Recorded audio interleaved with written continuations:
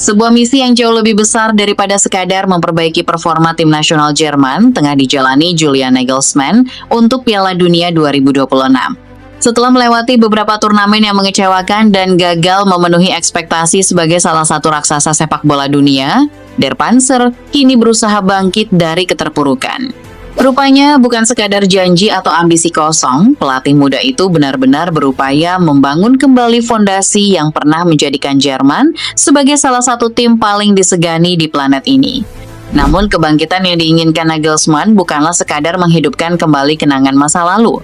Ia ingin menciptakan versi baru Jerman yang tetap mempertahankan karakter khas mereka, tetapi mampu bersaing dengan tuntutan sepak bola modern.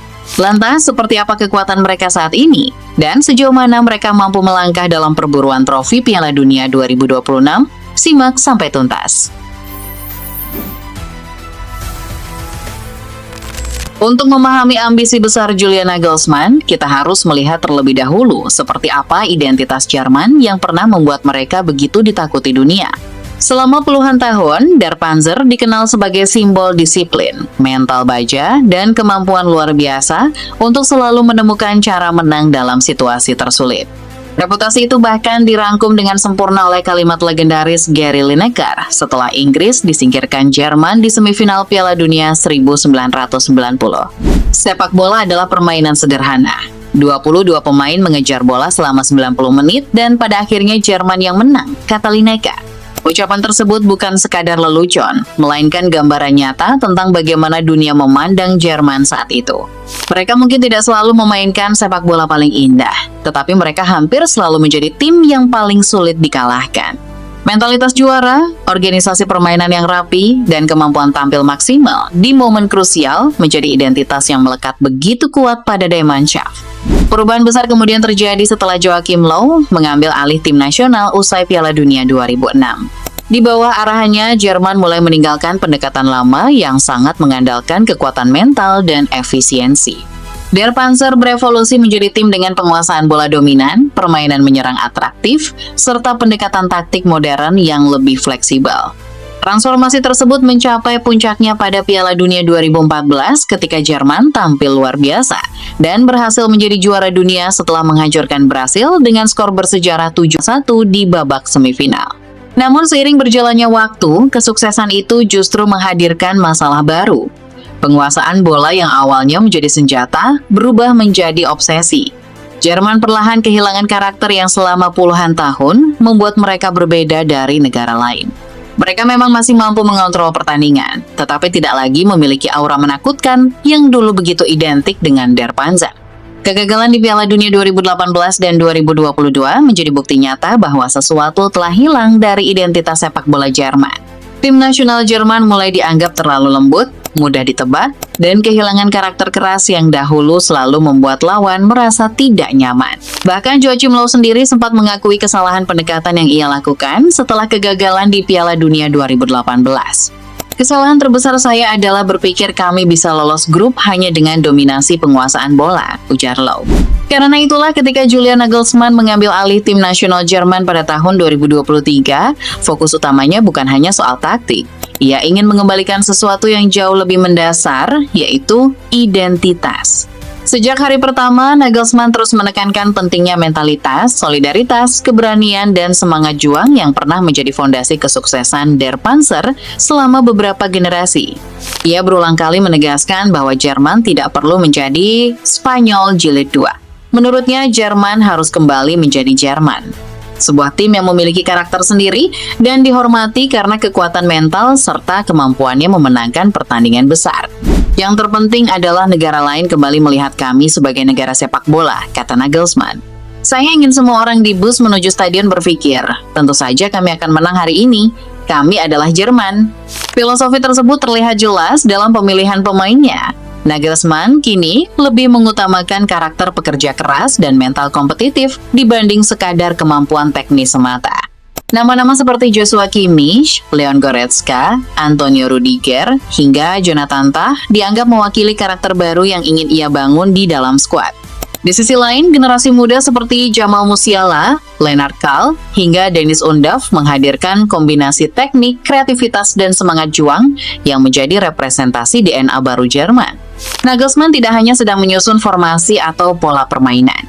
Ia sedang mencoba membangun kembali budaya sepak bola Jerman yang sempat memudar dalam beberapa tahun terakhir. Tujuannya sederhana tetapi sangat ambisius. Ia ingin menciptakan tim yang bukan hanya mampu bermain indah, tetapi juga memiliki keberanian dan kekuatan mental untuk memenangkan pertandingan ketika berada di bawah tekanan terbesar.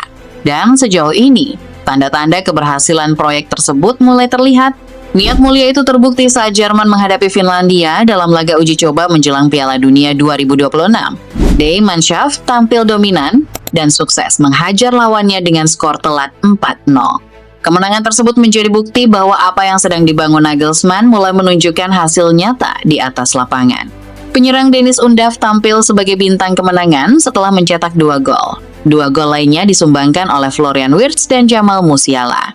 Hasil positif itu menjadi modal berharga bagi Jerman yang terus mematangkan persiapan mereka sebelum tampil di panggung terbesar sepak bola dunia. Setelah menghadapi Finlandia, Die Mannschaft dijadwalkan menjalani laga uji coba terakhir melawan Amerika Serikat pada pekan berikutnya. Meski menghadapi lawan yang secara peringkat dunia berada jauh di bawah mereka, Jerman tetap tampil serius. Nagelsmann memanfaatkan pertandingan tersebut untuk melakukan sejumlah rotasi sambil menguji kedalaman skuad yang akan dibawanya ke Piala Dunia. Beberapa pemain pelapis seperti Nathaniel Brown, Felix Magath, dan Dennis Undav mendapatkan kesempatan tampil sejak awal. Sementara itu, Lennart Kahl yang baru berusia 18 tahun juga memperoleh kepercayaan besar dengan turun sebagai starter. Keputusan tersebut menunjukkan bahwa Nagelsmann tidak hanya memikirkan hasil jangka pendek, tetapi juga sedang membangun fondasi jangka panjang bagi masa depan sepak bola Jerman. Lebih dari sekadar kemenangan besar, laga melawan Finlandia memberikan banyak sinyal positif bagi Julian Nagelsmann. Ketajaman Dennis Undav, kembalinya Jamal Musiala ke performa terbaiknya, serta penampilan menjanjikan Lennart Kahl menjadi bekal berharga bagi Jerman yang kini tengah memburu gelar Piala Dunia kelima dalam sejarah mereka. Sebuah target besar yang mungkin terdengar ambisius, tetapi perlahan mulai terlihat realistis seiring kembalinya identitas Der Panzer yang selama ini dirindukan para pendukung mereka. Meski membawa identitas baru, jalan Jerman di Piala Dunia 2026 tidak akan sepenuhnya mudah. Die Mannschaft tergabung di grup E bersama tim kejutan Karibia Curaçao, wakil Afrika yang selalu berbahaya Pantai Gading, serta Ekuador yang dalam beberapa tahun terakhir terus menunjukkan perkembangan signifikan di level internasional. Di atas kertas, Jerman memang menjadi unggulan utama grup. Namun pengalaman beberapa edisi Piala Dunia sebelumnya mengajarkan bahwa status favorit tidak pernah menjamin apapun. Nagelsmann tentu tidak ingin timnya mengulangi kesalahan generasi sebelumnya yang terlalu percaya diri, hingga akhirnya tersingkir secara memalukan di fase grup. Pantai Gading berpotensi menjadi ujian paling berat dalam grup tersebut. Tim Afrika itu dikenal memiliki kekuatan fisik, kecepatan transisi, dan agresivitas yang mampu merepotkan siapa saja. Sementara Ekuador datang dengan karakter sepak bola Amerika Selatan yang sulit ditebak, disiplin, serta memiliki sejumlah pemain muda yang tengah berkembang pesat. Bahkan, Curaçao pun tidak bisa dipandang sebelah mata. Sebagai tim tanpa beban, mereka justru berpotensi menjadi batu sandungan bagi negara-negara besar yang lengah. Karena itu, Nagelsmann berulang kali menekankan bahwa fokus utama Jerman bukan sekadar lolos, melainkan membangun momentum sejak pertandingan pertama agar mental juara kembali terbentuk di dalam skuad. Jika mampu melewati fase grup dengan meyakinkan, Jerman berpeluang menjadi salah satu tim yang paling menakutkan di turnamen ini. Perpaduan pengalaman pemain-pemain senior seperti Joshua Kimmich, Leon Goretzka, Antonio Rudiger, dan Jonathan Tah dengan kreativitas generasi baru seperti Jamal Musiala, Florian Wirtz, Lennart Kahl, hingga Dennis Undav membuat Die Mannschaft memiliki keseimbangan yang jarang dimiliki tim lain. Mereka tidak hanya memiliki kualitas teknis, tetapi juga mentalitas dan kedalaman skuad untuk bertarung dalam turnamen panjang. Dengan identitas lama yang mulai hidup kembali di bawah arahan Nagelsmann, Jerman tampak siap menghidupkan lagi aura yang selama puluhan tahun membuat dunia sepak bola merasa waspada setiap kali melihat lambang elang di dada para pemain Der Panzer.